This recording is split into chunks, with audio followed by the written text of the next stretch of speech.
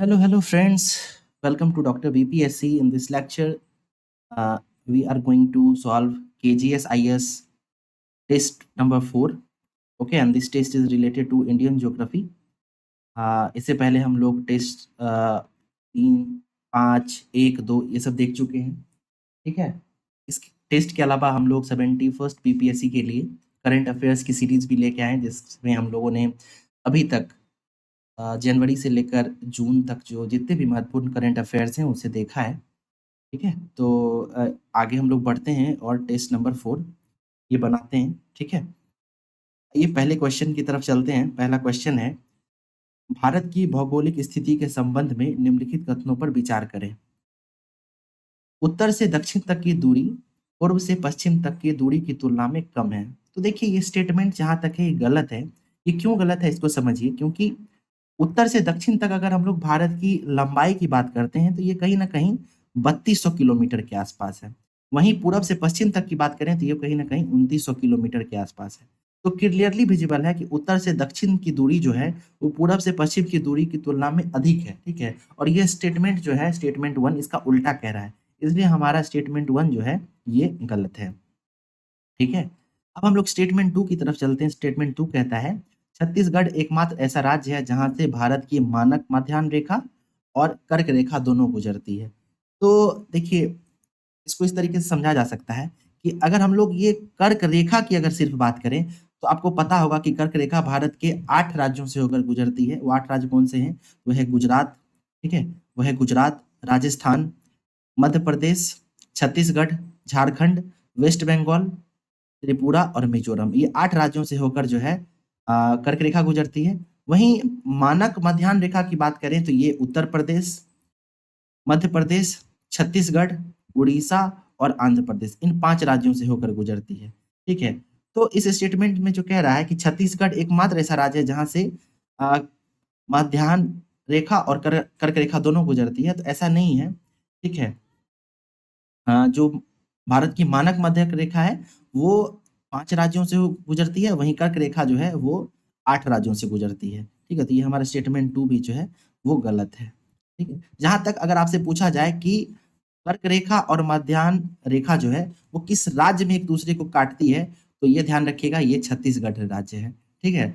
लेकिन कर्क रेखा और मानक मध्याह्न रेखा जो है ये भारत के अलग-अलग राज्यों से गुजरती है. कर्क रेखा 8 राज्यों से और मध्याह्न रेखा जो है ये 5 राज्यों से. तो इस प्रकार हमारा स्टेटमेंट 2 भी गलत है, इसलिए क्लियरली हमारा उत्तर जो है ऑप्शन डी होगा. अगले क्वेश्चन की तरफ चलते हैं. क्वेश्चन 2 है, भारत के प्रायद्वीपीय पठार के संदर्भ में निम्नलिखित कथनों पर विचार करें और इनमें से कौन-सा गलत है उसे चुनना है. हमें गलत स्टेटमेंट चुनना है. आइए देखते हैं. और पठार के बारे में बात कर रहा है तो पहला स्टेटमेंट है, यह क्षेत्र आग्नेय और कायांतरी चट्टानों से निर्मित है. तो ये बिल्कुल सही स्टेटमेंट है, क्योंकि हमारा प्रायद्वीपीय पठार जो है वो इग्नियस और मेटामॉर्फिक रॉक्स से मिलके बना है. स्टेटमेंट 2 देखते हैं, मध्य उच्च भूमि की सामान्य ऊंचाई दक्कन के पठार की तुलना में अधिक है. देखिए, ये स्टेटमेंट जो है गलत है, क्योंकि दक्कन का पठार जो है उसकी अगर हम लोग सामान्य ऊंचाई की बात करें तो कहीं ना कहीं 1000 मीटर के आसपास है, या 1200 मीटर भी कह सकते हैं आप. ठीक है. तो 1200 मीटर के आसपास है. वहीं अगर हम लोग मध्य उच्च भूमि की बात करें तो इसकी ऊंचाई 700 से लेकर 1000 मीटर तक ही है. ठीक है. तो क्लियरली पता चलता है कि दक्कन का पठार अधिक है. ठीक है. तो मध्य उच्च भूमि जो है दक्कन के पठार से थोड़ा नीचा है, इसलिए स्टेटमेंट 2 जो है हमारा ये गलत है. स्टेटमेंट 3 है, यहाँ मीसा और ब्यूट्स जैसे विशिष्ट पर्वतीय प्रकार पाए जाते हैं. ये स्टेटमेंट बिल्कुल सही है. स्टेटमेंट 4 है, शिलोंग चोटी प्रायद्वीपीय पठार का एक भाग है. तो ये भी बिल्कुल सही है. शिलोंग आपको पता होगा ये मेघालय की राजधानी है, और जो मेघालय में गारो खासी जयंतिया नामक जो पहाड़ियाँ पाई जाती हैं वो दरअसल दक्कन के पठार का ही एक हिस्सा है. ठीक है. तो इस प्रकार हमारा क्वेश्चन 2 का जो आंसर है वो स्टेटमेंट बी है. ठीक है. अगला क्वेश्चन देखते हैं. इस प्रश्न में जो है क्वेश्चन नंबर 3 में हमें निम्न जो कथन दिए गए हैं उस पे विचार करना है और बताना है कि ये स्टेटमेंट जो है ये किस क्षेत्र से अ, संबंधित है, या ये स्टेटमेंट जो है किस क्षेत्र का वर्णन कर रहे हैं. ठीक है.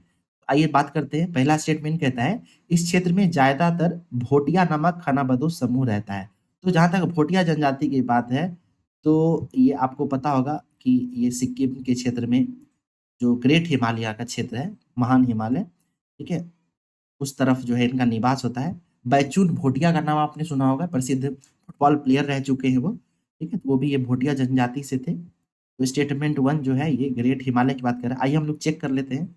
इस क्षेत्र में खुम्बू ग्लेशियर पाया जाता है, तो खुम्बू ग्लेशियर जो है ये बिल्कुल सही कह रहा है कि ये भी जो है हमारा ग्रेट हिमालय की श्रेणी में आता है, ठीक है। तो खुम्बू ग्लेशियर जो है ये भी हमारा ग्रेट हिमालय की श्रेणी में आता है। वहीं हेमकुंड साहिब इसी क्षेत्र में स्थित है, तो स्टेटमेंट 3 जो है ये भी सही है। इस तरीके से हमारा जो स्टेटमेंट 1 है, ऑप्शन ए वो सही होगा, क्योंकि ये तीनों ही स्टेटमेंट जो है वो कहीं न कहीं ग्रेट हिमालय की बात कर रहा है। ओके, क्वेश्चन नंबर 4 की तरफ चलते हैं। क्वेश्चन नंबर 4 में कह रहा है, निम्नलिखित में से कौन अरुणाचल हिमालय की सामान्य दिशा को दर्शाता है? तो पहले जो है हम लोग इसको एक मैप में समझने की कोशिश करते हैं। अगर आप इसे सिक्किम मानेंगे तो उसके बाद ये भूटान हो जाता है, ठीक है? और भूटान के बाद जो है ये इस तरीके से अरुणाचल प्रदेश का हिस्सा है, ठीक है? और ये यहाँ से हमारा सिलीगुड़ी कॉरिडोर है। अब ये जो हमारा हिमाचल प्रदेश का सॉरी अरुणाचल प्रदेश का जो हिस्सा है, इस पे अगर आप गौर करते हैं तो ये आप पाएँगे कि यहाँ पे जो पहाड़ी क्षेत्र है, वो इस तरीके से निर्मित है, इस डायरेक्शन में, ठीक है? और इस डायरेक्शन को अगर हम लोग चिह्नित करें, जैसे आप गौर करेंगे कि इधर की तरफ नॉर्थ है, इधर की तरफ पूरब है, ठीक है? इधर पश्चिम है और इधर दक्षिण है, ठीक है? और आप क्लियरली देख सकते हैं कि ये जो माउंटेन रेंज है, ये वाला, ये कहीं न कहीं वेस्ट साउथ से लेकर नॉर्थ ईस्ट डायरेक्शन की तरफ चिह्नित कर रहा है, ठीक है? तो अगर हम लोग इसकी बात करें तो ये कहीं न कहीं इस तरीके से चिह्नित कर रहा है, ठीक है? इस डायरेक्शन में। और ये डायरेक्शन कौन-सा होगा तो इसको हम लोग क्लियरली देख सकते हैं कि ये साउथ वेस्ट से लेकर नॉर्थ ईस्ट की तरफ चिह्नित कर रहा है। तो अगर हिंदी में इसकी बात करें तो साउथ वेस्ट जो है दक्षिण पश्चिम है और नॉर्थ ईस्ट जो है ये उत्तर पूर्व है। तो इसलिए क्लियरली हमारा आंसर जो है वो यहाँ पर ऑप्शन डी होगा, दक्षिण पश्चिम से उत्तर पूर्व। ठीक है? मैं आशा करता हूँ कि ये आपको क्लियर हो गया होगा। ठीक है? मैप की सहायता से समझना जो है काफ़ी आसान होता है और ज्योग्राफी मैप के बिना अधूरा है। इसलिए हम लोग एक्सप्लेनेशन में नियमित रूप से मैप का इस्तेमाल करेंगे। ठीक है? क्वेश्चन नंबर 5 की तरफ चलते हैं। क्वेश्चन नंबर 5 कह रहा है, निम्नलिखित में से कौन महान भारतीय मरुस्थल की विशेषता या विशेषताएँ हैं? तो हमें मरुस्थलीय क्षेत्र के बारे में बात करनी है। कह रहा है इस क्षेत्र की झीलों का जल खारा है। ये स्टेटमेंट बिल्कुल सही है। आपको पता भी होगा कि सांभर लेक जो है राजस्थान में पाया जाता है, एक नमकीन खारे पानी का लेक है। तो स्टेटमेंट 1 जो है वो बिल्कुल सही है।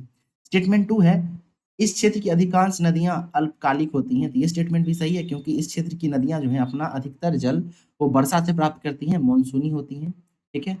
और हम लोग तीसरा स्टेटमेंट देखते हैं, ये क्षेत्र आंतरिक अपवाह का क्षेत्र है, तो ये भी स्टेटमेंट बिल्कुल सही है। आपने लूनी नदी का नाम सुना होगा, ये नदी जो है समुद्र तक नहीं पहुँच पाती है, ठीक है? और रन ऑफ कच्छ में जो है ये समाप्त हो जाती है, तो इसलिए हमारा स्टेटमेंट 3 भी सही है।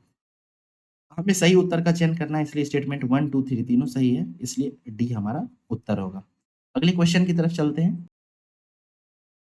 क्वेश्चन नंबर 6 कहता है, कर्क रेखा भारत के कितने राज्यों से होकर गुजरती है? तो ये भारत के 8 राज्यों से गुजरती है। इसे अभी हम लोगों ने ऊपर के प्रश्न में एक्सप्लेन भी किया था, ठीक है? अब मैं यहाँ पे फिर से बता देता हूँ, ये 8 राज्य कौन से हैं? तो गुजरात है, राजस्थान है, मध्य प्रदेश है, छत्तीसगढ़ है, झारखंड है, पश्चिम बंगाल है, त्रिपुरा है और मिज़ोरम है। ये 8 राज्य जो हैं वो कर्क रेखा से होकर गुजरते हैं, ठीक है? ये आप लोग याद रखेंगे। क्वेश्चन नंबर 7 देख क्वेश्चन नंबर 7 कहता है, भारत के निम्नलिखित स्थानों में से किस स्थान पर रणनीतिक पेट्रोलियम भंडार नहीं है? ठीक है, हमें कहाँ नहीं है ऐसा पता करना है। तो देखिए विशाखापत्तनम, मैंगलोर और पादुर ये तीनों जगह पे पेट्रोल के भंडार पाए जाते हैं। ठीक है, ये कांडला जो है यहाँ पे पेट्रोल का भंडार नहीं पाया जाता है। कांडला एक बंदरगाह के लिए प्रसिद्ध है। ठीक है? अ, इसलिए स्टेटमेंट डी जो है ऑप्शन डी ये हमारा उत्तर होगा। वहीं हम लोग विशाखापत्तनम की बात करते हैं तो ये आंध्र प्रदेश में अवस्थित है और ये पेट्रोलियम भंडार के लिए भी प्रसिद्ध है। यहाँ पर 1.33 एमएमटी पेट्रोलियम की क्षमता है, ठीक है? Million metric ton. इसके अलावा हम लोग मैंगलोर और पादुर की बात करें तो ये दोनों ही कर्नाटक के राज्य में अवस्थित हैं, ठीक है? तो ये दोनों ही कर्नाटक राज्य में अवस्थित हैं और ये भी जो है पेट्रोलियम भंडार के लिए प्रसिद्ध है। तो हमारा उत्तर जो होगा आंसर डी होगा। क्वेश्चन नंबर 8 देखते हैं। क्वेश्चन 8 में जो है हमें मिलान करने के लिए कह रहा है, ये गंगा की जो शुरुआती नदियाँ हैं, सहायक नदियाँ हैं और उन ये नदियाँ कहाँ पे जो है मिलती हैं, कहाँ पे इन नदियों का संगम होता है, इसके बारे में पूछा जा रहा है। तो आइए हम लोग देखते हैं। तो जहाँ तक रुद्रप्रयाग का बात है, रुद्रप्रयाग जो है वो मंदाकिनी और अलकनंदा यहीं पे आके मिलती है। फिर कर्णप्रयाग है, वो पिंडार और अलकनंदा नदी का समागम है, संगम स्थल है। वहीं देवप्रयाग की बात करें तो यहाँ पर भागीरथी और अलकनंदा का मिलान होता है। और विष्णुप्रयाग की बात करें तो ये अलकनंदा और धौली गंगा का संगम स्थल है। तो इस तरीके से अगर हम इसे मिलान करते हैं तो स्टेटमेंट 1 जो है ये हमारा सही उत्तर है। आप लोग ध्यान रखेंगे, रुद्रप्रयाग जो है वो मंदाकिनी और अलकनंदा का संगम स्थल है। कर्णप्रयाग पिंडार और अलकनंदा का, देवप्रयाग भागीरथी और अलकनंदा का, और विष्णुप्रयाग अलकनंदा और धौली गंगा का। क्वेश्चन नंबर 9 की तरफ चलते हैं। क्वेश्चन नंबर 9 कह रहा है, भारत में जलवायु परिस्थितियों के संदर्भ में निम्नलिखित कथनों पर विचार करें। ठीक है? पहला स्टेटमेंट है, अरुणाचल प्रदेश में औसतन वार्षिक वर्षा केरल से अधिक होती है। ठीक है? तो ये स्टेटमेंट जो है ये गलत है। तो आपको पता होगा कि जो केरल का क्षेत्र है, यहाँ से जो है मानसून भी प्रवेश करता है, पश्चिमी घाट का ढलान है, मालाबार तट है, तो यहाँ पर अत्यधिक मात्रा में वर्षा होती है। ठीक है? तो अरुणाचल प्रदेश में औसतन वर्षा जो है केरल से अधिक होती है, ये स्टेटमेंट गलत है, क्योंकि केरल में जो है वो अरुणाचल प्रदेश से अधिक वर्षा होती है। वहीं स्टेटमेंट 2 है, वो कह रहा है कर्नाटक में सर्दियाँ पंजाब की तुलना में कम कठोर होती हैं, तो ये स्टेटमेंट बिल्कुल सही है।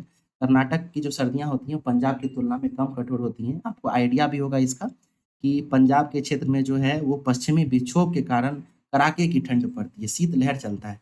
वहीं कर्नाटक का क्षेत्र जो है ये नीचे का जो क्षेत्र है वो पठारी क्षेत्र है ना? और वो समुद्र के किनारे पे भी पड़ता है कर्नाटक, तो इस वजह से भी यहाँ का जो मौसम है वो मध्यम बना रहता है, मॉडरेट बना रहता है। तो इस आधार पर हमें सही कथन चुनने हैं, तो ऑप्शन बी जो है हमारा आंसर हो जाएगा। ठीक है? चलिए क्वेश्चन नंबर 10 पे चलते हैं। कह रहा है, जॉस्कर और नुब्रा निम्नलिखित में से किसकी सहायक नदियाँ हैं? तो जॉस्कर और नुब्रा जो है वो सिंधु नदी की सहायक नदियाँ हैं। ठीक है? तो इसे आप लोग ध्यान रखें। प्रश्न संख्या 11 देखते हैं। क्वेश्चन में कह रहा है, पर्यटन उद्योग के संदर्भ में निम्नलिखित में से कौन से द्वितीयक पर्यटन संसाधन हैं? ठीक है? तो सबसे पहले द्वितीयक पर्यटन संसाधन क्या होते हैं, उसे समझ लीजिए।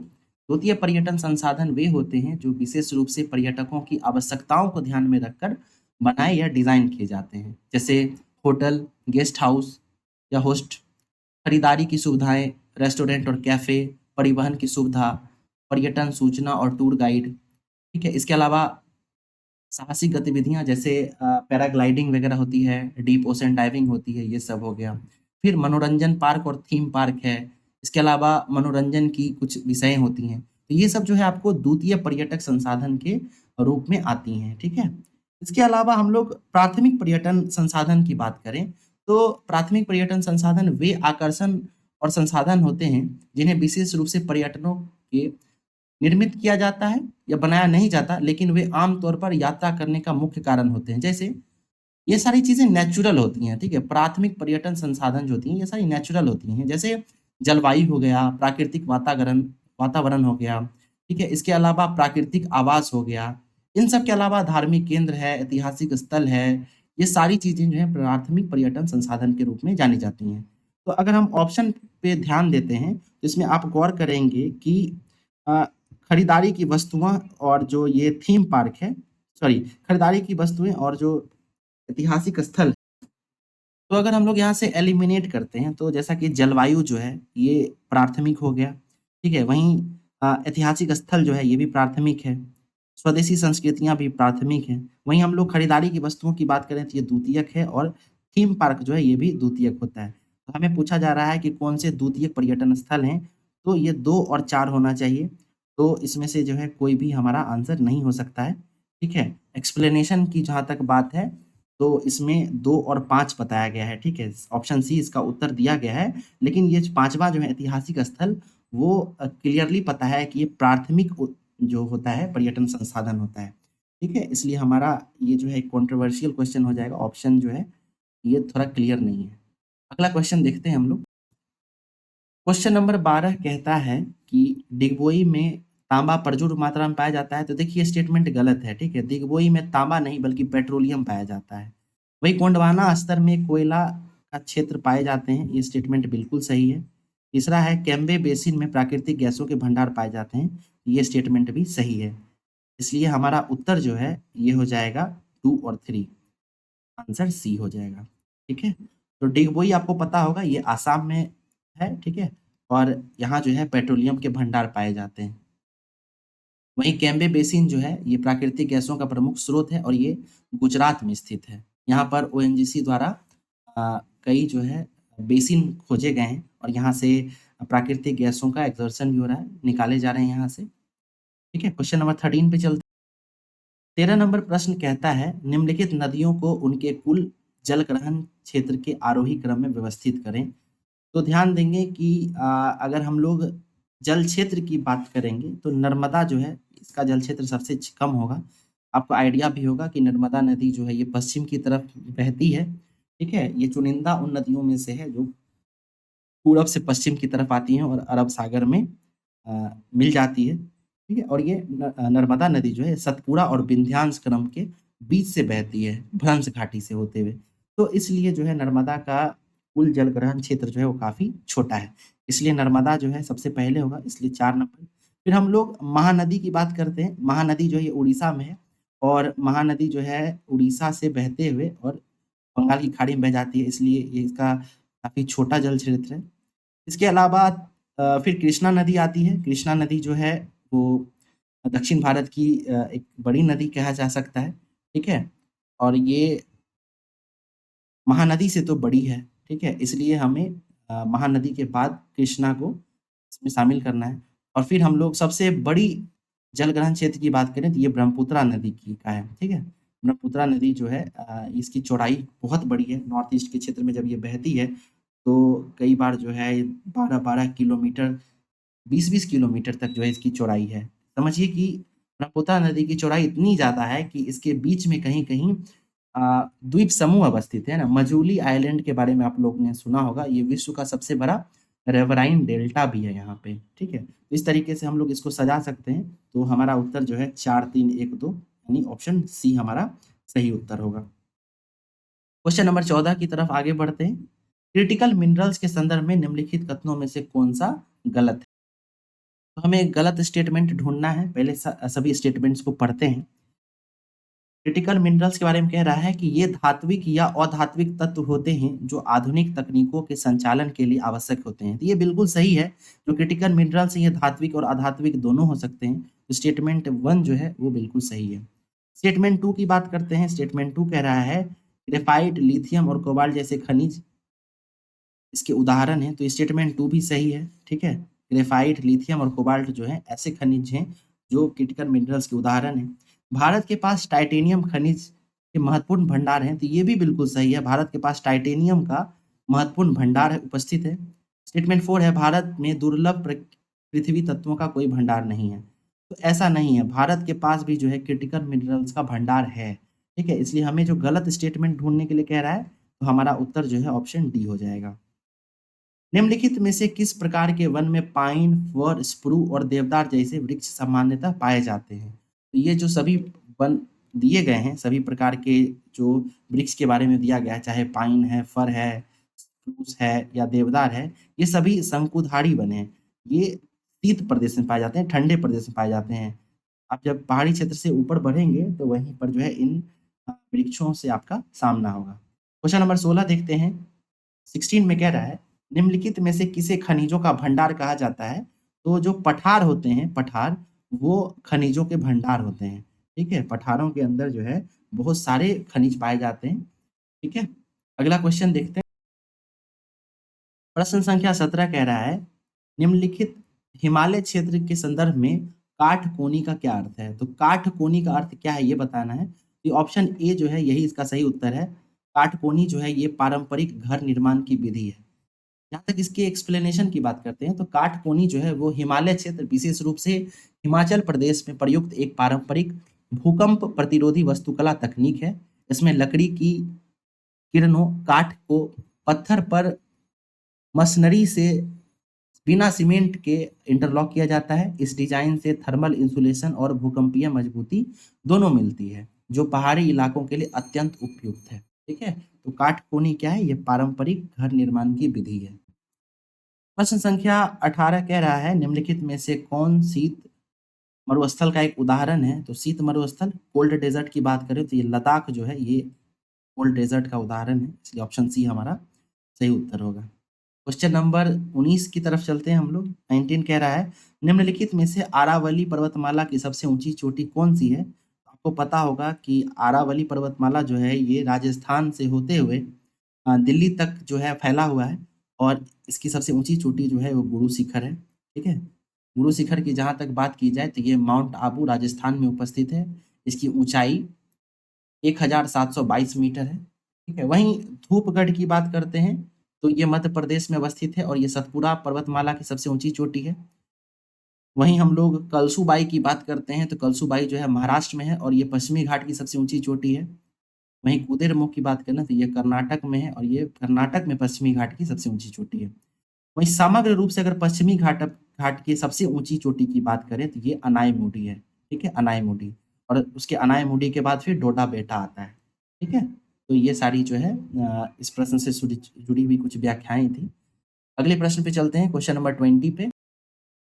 प्रश्न संख्या 20 कहता है, मुंबई और नागपुर एक ही अक्षांश पर स्थित हैं, तथापि नागपुर में गर्मियों के महीने में गर्मी अधिक पड़ती है। गर्मी में इस अंतर का सर्वाधिक संभावित कारण क्या है? तो कह रहा है कि मुंबई और नागपुर में जो मतलब दोनों जो है एक ही अक्षांश पर अवस्थित है लगभग, लेकिन नागपुर में अधिक गर्मी पड़ती है और मुंबई में कम। तो ऐसा क्यों होता है? तो ऐसा जो है इसलिए होता है क्योंकि मुंबई जो है वो समुद्र के किनारे अवस्थित है। ठीक है, और चूंकि समुद्र के किनारे ये है तो यहाँ पे लैंड ब्रिज और सी ब्रिज की घटनाएं होती हैं और वातावरण जो है वहाँ पे सामान्य और मॉडरेट बना रहता है। वहीं नागपुर की बात करेंगे तो ये समुद्र से बहुत ज्यादा अंदर है। ठीक है, ये महाराष्ट्र के अंदर जो है मध्य प्रदेश के आसपास जो है सीमा के निकट अवस्थित है। ठीक है, इसलिए यहाँ पे नागपुर में जो है किसी भी प्रकार का समुद्र का प्रभाव नहीं पड़ता है। ठीक है, इसलिए नागपुर में ज्यादा गर्मी पड़ती है। एक्सप्लेनेशन या ऑप्शन ऑप्शन के आधार पर अगर देखा जाए तो ऑप्शन सी जो है इसका सबसे उपयुक्त उत्तर होगा। नागपुर अंतर्देशीय क्षेत्र में स्थित है और यहाँ समुद्र का प्रभाव नहीं है।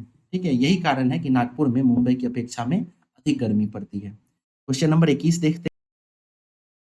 प्रश्न संख्या 21 है, भारत में आकार और विस्तार के संबंध में निम्नलिखित में से कौन सा कथन गलत है? ठीक है, हमें गलत कथन छांटना है। तो पहला देखते हैं, भारत की कुल भूभागीय क्षेत्रफल 3.28 मिलियन वर्ग है, 3.28 मिलियन वर्ग किलोमीटर। ये स्टेटमेंट बिल्कुल सही है, हमें गलत ढूंढना है। पहला स्टेटमेंट सही है।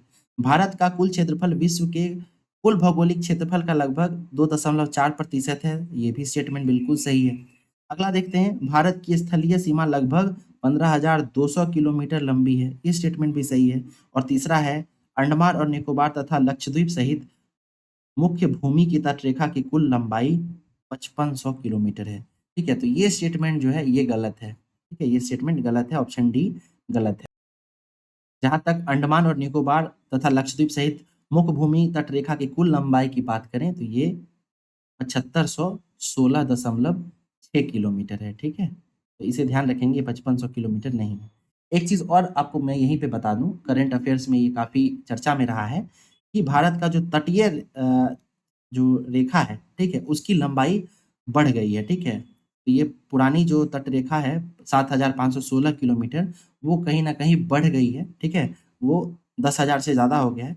तो आप इसे कमेंट करके बताएंगे, नहीं तो मैं अगले लेक्चर में पार्ट 2 जो इस वीडियो का होगा उसे मैं इसको बता दूंगा। ठीक है, एक बार आप लोग ढूंढें इसको। क्वेश्चन नंबर 22 कहता है, भारत में हिमालय की कुल लंबाई कितनी है?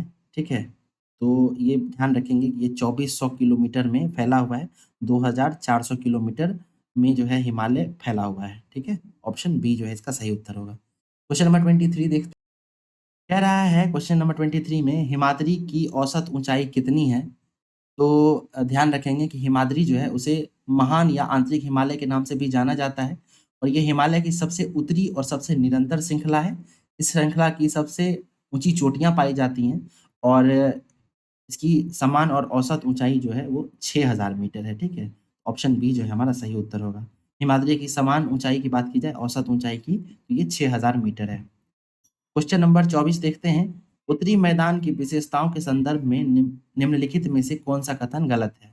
ठीक है, तो हमें उत्तरी मैदान के बारे में बात करनी है और हमें गलत कथन को छांटना है। तो आइए देखते हैं। लगभग 8 से 16 किलोमीटर की एक सकरी पट्टी। तो ऑप्शन ए देखते हैं। ऑप्शन ए कहता है कि लगभग 8 से 16 किलोमीटर की एक सकरी पट्टी जहाँ नदियाँ लुप्त हो जाती हैं, वो भाबर पट्टी के नाम से जानी जाती हैं। तो ये स्टेटमेंट बिल्कुल सही है। जैसा कि आपको पता होगा कि जो नदी है, जब वो पर्वत से नीचे की ओर आती है, तो सबसे पहले इसे भाबर क्षेत्र मिलता है। ठीक है? भाबर जो है वो वही क्षेत्र होता है जहाँ पे बड़ी-बड़ी पत्थर पाए जाते हैं। ठीक है? नदी जो है ऊपर से जब आती है, तो नदी की प्रवाह इतनी तीव्र होती है कि वो बड़े-बड़े पत्थरों को अपने साथ लेके आती है। फिर जब वो धीरे-धीरे मैदानी क्षेत्र में प्रवेश करने वाली होती है, उससे पहले ही जो है ये बड़ी पत्थर वहीं पर इकट्ठा हो जाते हैं। ठीक है? नदी का जो जल है, उसकी तीव्रता इतनी नहीं रह जाती है कि वो बड़े पत्थरों को आगे ले जा सके, इसलिए यहीं पर जो है ये सब इकट्ठे हो जाते हैं। और जब ये बड़े पत्थर यहाँ पे इकट्ठे होते हैं, तो यहाँ पर जो होता है नदी वो पत्थरों के नीचे से बहने लगती है। इसलिए इस क्षेत्र में जो है नदियाँ ऐसा प्रतीत होता है कि वो लुप्त हो गई हैं। ठीक है? तो लगभग 8 से 16 किलोमीटर।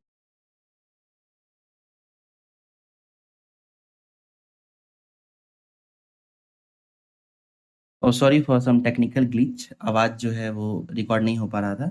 मैं फिर से एक्सप्लेन कर देता हूँ कि जो हम लोग भाबर के बारे में बात कर रहे थे, तो भाबर पट्टी वही होती है कि जब नदियाँ ऊपर से आती हैं नीचे की तरफ, ठीक है? तो नदी का प्रवाह इतना तीव्र होता है ऊपर की तरफ कि वो अपने साथ जो पत्थर होते हैं उन्हें भी साथ लेके आती है। फिर जब वो मैदानी क्षेत्र में प्रवेश करने वाली रहती है, तो वहाँ पर जो है उसका प्रवाह ऐसा धीमा हो जाता है और वो बड़े-बड़े पत्थरों को अपने साथ जो है लेकर आगे नहीं बढ़ सकती। इस वजह से पत्थर जो हैं वो इस क्षेत्र में इकट्ठे हो जाते हैं, ठीक है? और इकट्ठे होने के बाद ऐसा प्रतीत होता है कि नदियाँ जो हैं वो विलुप्त हो गई हैं, क्योंकि नदी जो है उन पत्थरों के नीचे से बहती है, वो उन बड़े-बड़े पत्थरों के नीचे से, ठीक है? तो इस वजह से जो है ना नदी विलुप्त होती हुई प्रतीत होती है। तो ये स्टेटमेंट बिल्कुल सही कह रहा है कि लगभग 8 से 16 किलोमीटर की एक सकरी पट्टी होती है जहाँ नदियाँ जो हैं वो लुप्त हो जाती हैं, ठीक है? और इसे भाबर पट्टी के नाम से जाना जाता है।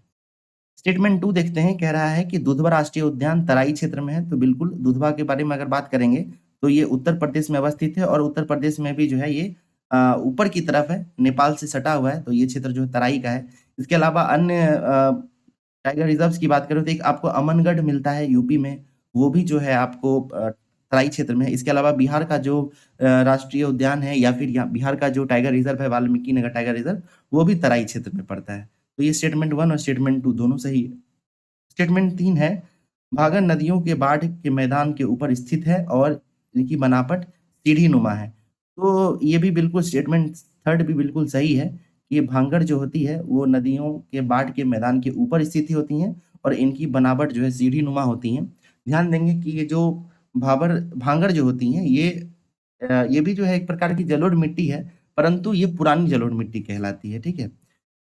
जलोढ़ मिट्टी 2 प्रकार की होती है, भांगर और खादर। और खादर के बारे में कहा जा रहा है, तो खादर जो है ये नवीन जलोढ़ मिट्टी होती है और इसके बारे में कहता है कि खादर क्षेत्र की मिट्टी में मुख्यतः चूना-युक्त निक्षेप पाए जाते हैं। तो ये स्टेटमेंट जो है गलत है, उसमें चूना-युक्त निक्षेप नहीं पाए जाते हैं। चूना-युक्त जमाव जो है वो भांगर मिट्टी का हो प्रकृति है, ठीक है? तो इसलिए हमें गलत पूछा जा रहा है, तो हमारा स्टेटमेंट 1, 2 और 3 सही है। स्टेटमेंट डी गलत है, इसलिए हमारा उत्तर 24 का डी होगा। आइए अगला क्वेश्चन देखते हैं। निम्नलिखित में से किस केंद्र शासित प्रदेश में पीटी आइलैंड जो एक प्रवाल द्वीप है स्थित है? तो पीटी आइलैंड के बारे में अगर बात करें तो ये जो है आपको लक्षद्वीप में अवस्थित है, ठीक है? ध्यान देंगे कि जो पीटी आइलैंड है वो लक्षद्वीप केंद्र शासित प्रदेश में अवस्थित है, ठीक है? क्वेश्चन नंबर 26 पे चलते हैं। 26 में कुछ नदियों के बारे में बात की जा रही है। निम्नलिखित नदियों पर विचार कीजिए। सिंधु, सतलज, झेलम, चेनाब, घग्गर। उपर्युक्त नदियों में से कौन सी नदी तिब्बत से निकलती है? तो तिब्बत से निकलने वाली नदियों की बात अगर करेंगे, तो ध्यान देंगे कि सिंधु जो है वो तिब्बत से निकलती है। उसके बाद सतलज जो है वो भी तिब्बत से निकलती है और घग्गर जो है ये भी तिब्बत से निकलती है। इसके बाद झेलम और चेनाब जो है ये भारत से ही इसका उद्गम होता है, ठीक है? तो तिब्बत से निकलने वाली नदियाँ सिंधु, सतलज, घग्गर है। इसके अलावा ब्रह्मपुत्रा भी जो है वो भी तिब्बत से निकलती है। तो हमारा उत्तर जो हो जाएगा ऑप्शन बी हो जाएगा 1, 2 एंड 5। क्वेश्चन नंबर 27 देखते हैं। भारतीय जलवायु के संदर्भ में महावत शब्द का क्या अर्थ है? ठीक है, तो महावत के बारे में जहां तक कहा जा रहा है, महावत, ठीक है, ये उत्तर पश्चिम भारत में शीतकालीन वर्षा है। ये वर्षाएं पश्चिमी विक्षोभ के कारण होती हैं। मध्य जो मेडिटेरेनियन सी है वहां से जो नमी युक्त हवाएं हैं वो शीतकाल के दौरान चलती हैं और उत्तर भारत के क्षेत्र में जो है काफी वर्षा कराती हैं। और इस वजह से जो है जो उत्तर भारत का टेम्परेचर है वो भी काफी कम हो जाता है और वहाँ पे शीतलहर का प्रकोप होता है। ठीक है, तो ये महावत जो है वो उत्तर पश्चिम भारत में शीतकालीन वर्षा से संदर्भित है। क्वेश्चन नंबर 28 देखते हैं, भारत में मानसूनी वर्षा के विराम का मुख्य कारण क्या है? ठीक है, तो आपको पता होगा कि जो मानसून आती है उसके मध्य में कभी-कभी मानसून में ब्रेक लग जाता है, ठीक है? बारिश के बीच में जो है ऐसी रुकावटें आती हैं, तो उसे मानसून ब्रेक कहते हैं इंग्लिश में, ठीक है? तो इसका मेन कारण क्या है? तो ध्यान देंगे ये मानसून द्रोणिका की अक्षीय रेखा का स्थानांतरण है, ठीक है? 28 का सी जो है ये हमारा सही उत्तर होगा। मानसून ब्रेक का मेन कारण क्या है? तो मानसून द्रोणिका की अक्षीय रेखा का स्थानांतरण जो है यही जो है मानसून के विराम का कारण है। क्वेश्चन नंबर 29 देखते हैं, निम्नलिखित में से निम्नलिखित कथनों पर विचार कीजिए। तो विचार करते हैं। पहला है स्टेटमेंट कि ये 200 सेंटीमीटर से अधिक वर्षा और अल्पावधिक शुष्क मौसम वाले क्षेत्र में मौजूद होते हैं। ठीक है, अगला है पेड़ 60 मीटर या उससे भी अधिक ऊंचाई के होते हैं। ठीक है, इसके अलावा कह रहा है ये पश्चिमी घाट, लक्षद्वीप, अंडमान निकोबार समूह, असम के ऊपरी भाग, तमिलनाडु तट पे पाया जाता है। देखिए ये स्टेटमेंट गौर कीजिए, पश्चिमी घाट है, लक्षद्वीप का क्षेत्र है, असम का क्षेत्र है, अंडमान निकोबार का क्षेत्र है। ये सारे क्षेत्र जो है ना ये अत्यधिक वर्षा वाले क्षेत्र हैं, यहाँ पे बहुत ज्यादा वर्षा होती है। ठीक है, अब गौर कीजिए यहाँ पे 200 सेंटीमीटर से अधिक वर्षा भी हो रही है। इसके अलावा पेड़ का हाइट भी जो है ना वो भी बहुत ऊंचा है, 60 मीटर के आसपास है। तो ये सारी जो प्रकृति है वो उष्णकटिबंधीय सदाबहार वन से संदर्भित है। ठीक है, तो ध्यान देंगे इसका उत्तर जो है उष्णकटिबंधीय सदाबहार वन यानी एवरग्रीन फॉरेस्ट इसका उत्तर होगा। क्वेश्चन नंबर 30 देखते हैं। क्वेश्चन नंबर 30 जो है उसमें कुछ औषधीय पौधे के बारे में बात किया गया है। इसके अलावा उन पौधों से किस रोग का इलाज होता है उसके बारे में बात की जा रही है। तो तुलसी है, बबूल है, सर्पगंधा है और कचनार है। तो आइए इसको देखते हैं। जहां तक सर्पगंधा का बात है तो सर्पगंधा से जो है रक्तचाप का जो है इलाज होता है, तो सर्पगंधा से रक्तचाप का इलाज होता है। इसके अलावा तुलसी की अगर बात करते हैं तो तुलसी जो है एक पवित्र पेड़ के रूप में जाना जाता है। ठीक है, और ये रोगाणुरोधी, सूजनरोधी और खांसी से राहत देता है। ठीक है, तो इसमें आप ध्यान दे सकते हैं कि तुलसी जो है ये सर्दी और खांसी में राहत देता है। इसके अलावा जो है अगला बबूल है। तो बबूल जो है ना ये नेत्र रोग में इसका प्रयोग होता है। ठीक है, आंखों में घाव अगर हो जाता है तो उसमें इसका प्रयोग किया जाता है। और कचनार का बात करें तो ये अस्थमा और अल्सर में प्रयोग आता है। तो इस तरीके से अगर इसका मिलान करते हैं तो 30 का सी जो है उत्तर होता है, 30 का सी। 31 देखते हैं, कौन सा शब्द उस भूमि को संदर्भित करता है जिस पर एक या एक से कम कृषि वर्ष के लिए खेती नहीं की गई हो? तो ऐसा जो है प्रति भूमि को कहा जाता है। तो प्रति भूमि जो है ना ऐसी भूमि होती है, ठीक है, जिसमें मिट्टी की उर्वरता बहाल करने के लिए एक या एक से कम कृषि वर्ष के लिए बिना जोते छोड़ दिया जाता है। ओके, क्वेश्चन नंबर 32 की तरफ चलते हैं। 32 कह रहा है राष्ट्रीय वन नीति 1952 में भारत के भौगोलिक क्षेत्र में कितने प्रतिशत क्षेत्र को वांछित वन क्षेत्र के रूप में रेखांकित किया गया था? तो ध्यान देंगे कि ये जो है 33% के निर्धारित किया गया था, लक्ष्य था कि भारत का जो कुल भौगोलिक क्षेत्रफल है उसके 33% पर वन जो है उसे लगाना है। ठीक है, 32 का डी होगा ऑप्शन। 33 देखते हैं, 33 नंबर प्रश्न है, काली मिट्टी के संबंध में निम्नलिखित कथनों पर विचार कीजिए। अगला है स्टेटमेंट 1 है, यह अत्यंत महीन चिकनी मिट्टी से बनती है। ठीक है, तो ध्यान देंगे जहां तक काली मिट्टी का सवाल है तो ये स्टेटमेंट जो है बिल्कुल सही है। ठीक है, ये अत्यंत महीन चिकनी मिट्टी से बनी रहती है। दूसरा है यह मिट्टी पोटास और चूने जैसे पोषक तत्वों से समृद्ध होती है लेकिन आमतौर पर फास्फोरस की कमी होती है। तो ये भी बिल्कुल सही है कि इसमें फास्फोरस की कमी होती है। ठीक है, और इसमें पोटास और चूने पत्थर की चूने जैसे पोषक तत्वों की समृद्धि भी होती है। इसके अलावा तीसरा स्टेटमेंट है गर्म मौसम में इनमें गहरी दरारें पड़ जाती हैं। तो ये स्टेटमेंट भी बिल्कुल सही है। अगर आप काली मिट्टी को देखेंगे तो जब उसमें नमी की कमी होती है तो उस मिट्टी में दरार आ जाता है। ठीक है, वो मिट्टियां फटने लगती हैं। इसके अलावा जब उसमें आप अगर पानी डाल देते हैं तो वो बिल्कुल मुलायम हो जाती है, बिल्कुल कोमल हो जाती है। और यह कपास की खेती के लिए आदर्श है, तो ये बिल्कुल सही है। काली मिट्टी जो है कपास, गन्ने इन सब की खेती के लिए अ, सही मानी जाती हैं। तो इसमें आपको पूछा जा रहा है कि कौन-सा स्टेटमेंट गलत है? तो जैसा कि आप देख सकते हैं इसमें से कोई स्टेटमेंट गलत नहीं है, तो इसका उत्तर हो जाएगा उपर्युक्त में से कोई नहीं। ऑप्शन डी इसका सही उत्तर होगा। चलिए 34 नंबर प्रश्न देखते हैं। 34 कह रहा है निम्नलिखित में से किस राज्य में भारत के लगभग 90% हीरे के भंडार हैं? आपको पता होगा कि ये मध्य प्रदेश में है। मध्य प्रदेश में जो पन्ना क्षेत्र है वो हीरे के लिए प्रसिद्ध है। ठीक है? तो ये याद रखिएगा मध्य प्रदेश का पन्ना। हाँ, ठीक है?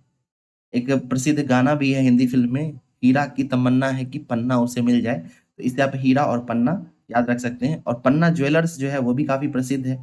तो ये सब जो है मध्य प्रदेश से जुड़े हुए हैं। ठीक है? अगला क्वेश्चन देखते हैं, क्वेश्चन नंबर 35।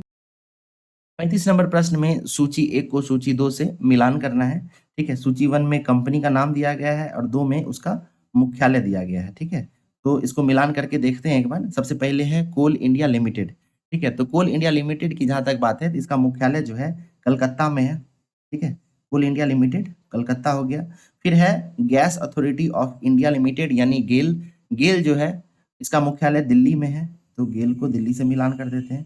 तीसरा है राष्ट्रीय इस्पात निगम लिमिटेड। तो इस्पात लिमिटेड निगम की जो बात है ये आपको विशाखापत्तनम में है। इसके अलावा हिंदुस्तान एरोनॉटिक्स लिमिटेड की बात करें तो ये जो है बेंगलुरु से संबंधित है। ठीक है? तो इस तरीके से इसको मिलान किया जा सकता है। सही उत्तर की बात करेंगे तो ऑप्शन ए जो है इसका सही उत्तर है। क्वेश्चन नंबर 36 देखते हैं। 36 नंबर प्रश्न में कह रहा है कि जनगणना 2011 के अनुसार निम्नलिखित में से किस राज्य या संघ राज्य क्षेत्र में क्रमशः न्यूनतम और अधिकतम जनसंख्या घनत्व है?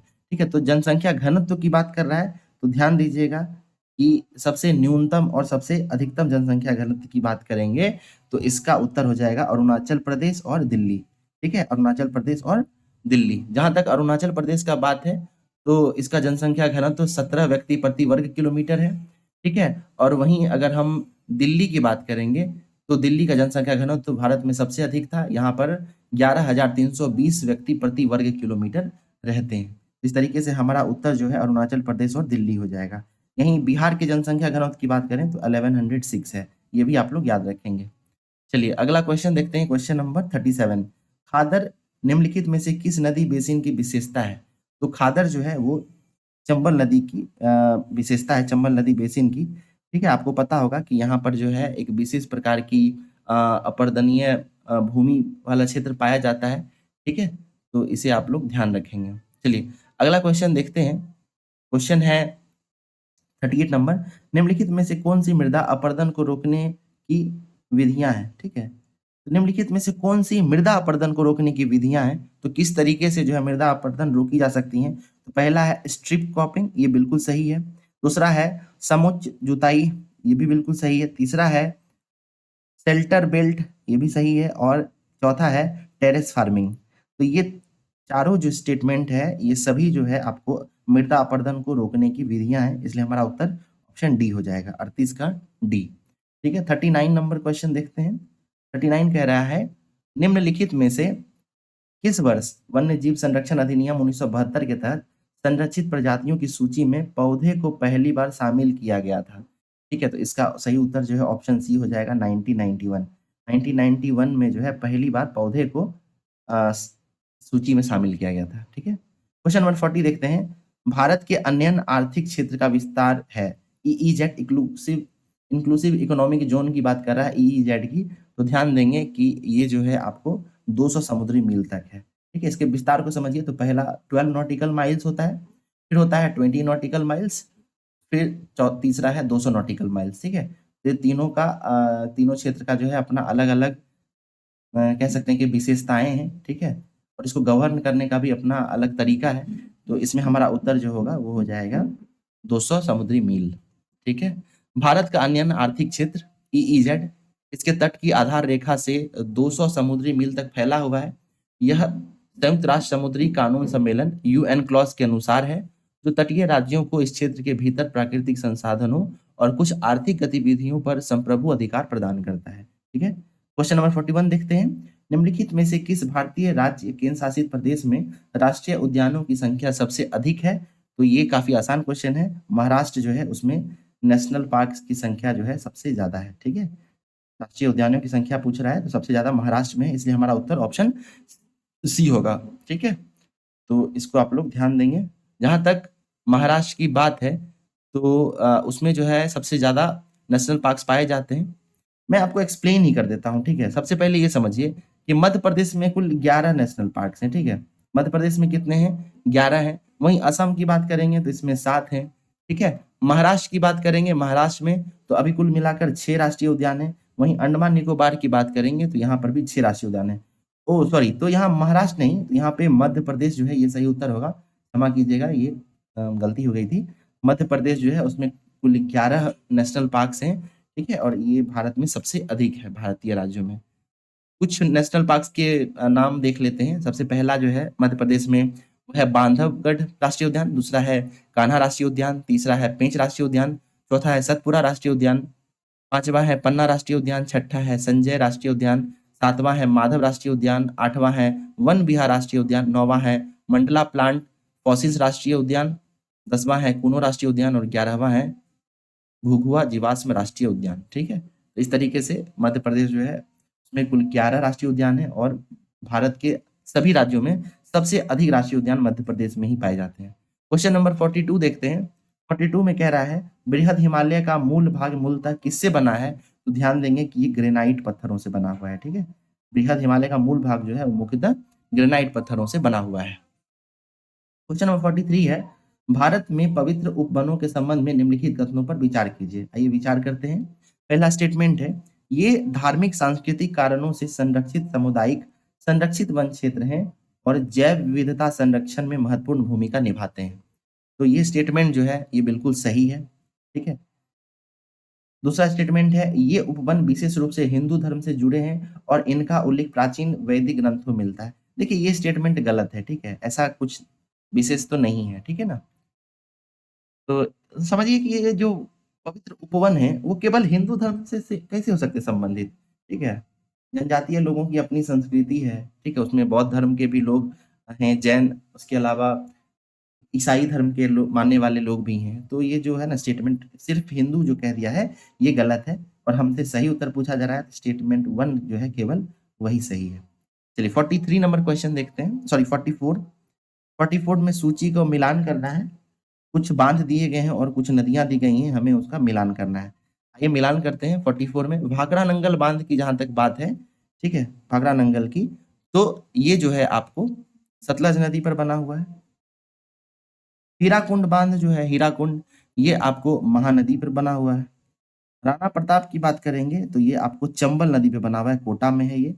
और इसके अलावा बगलिहार की बात करेंगे तो ये चिनाब नदी पे बना हुआ है, ठीक है। तो 44 का सी जो है हमारा सही उत्तर हो जाएगा।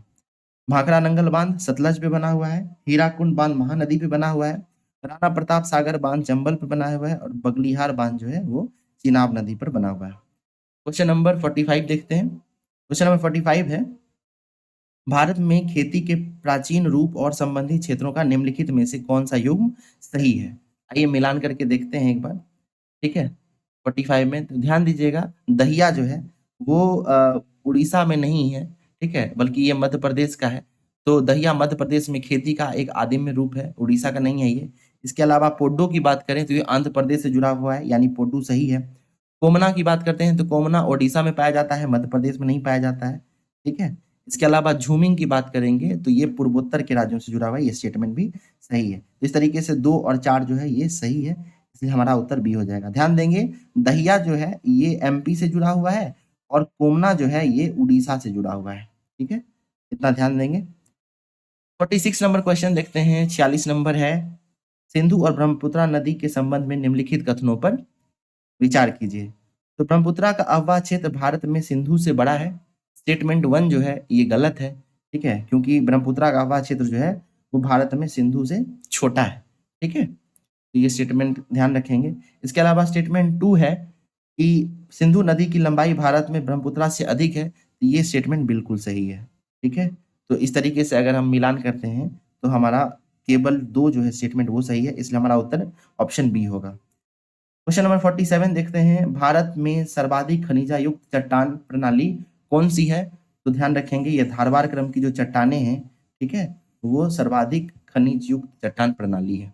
ओके, अगला क्वेश्चन देखते हैं, क्वेश्चन नंबर 48। इसमें भी सूची को मिलान करना है। पहला है स्थानीय मौसम संबंधी परिघटना और दूसरा है क्षेत्र। तो आइए देखते हैं। सबसे पहला कह रहा है मैंगो शावर। तो जहां तक मैंगो शावर की बात है तो ये केरल और कर्नाटक के तटीय क्षेत्रों में होता है। ठीक है, देखिए ये क्वेश्चन जो बीपीएससी का फेवरेट है, ध्यान रखिएगा। मैंगो शावर जो है वो केरल और कर्नाटक के तटीय क्षेत्र का है। ब्लॉसम शावर की बात करें तो ये केरल से जुड़ा हुआ है। ठीक है, इसके अलावा काल बैसाखी की बात करेंगे तो ये बंगाल और असम के क्षेत्र से जुड़ा हुआ है। और जहां तक लू की बात करेंगे तो बिहार और उत्तर प्रदेश से जुड़ा हुआ है। गर्मी के मौसम का ये हवा है। चलिए एक मैं आपको यहीं खुद से जोड़ देता हूँ। महावत जो है ये भी एक खास प्रकार का पवन है। आपको ये बताना है कि महावत जो वायु है, ठीक है, ये भारत के किस क्षेत्र में पाया जाता है। ठीक है, महावत के बारे में आप लोग कमेंट बॉक्स में लिखेंगे।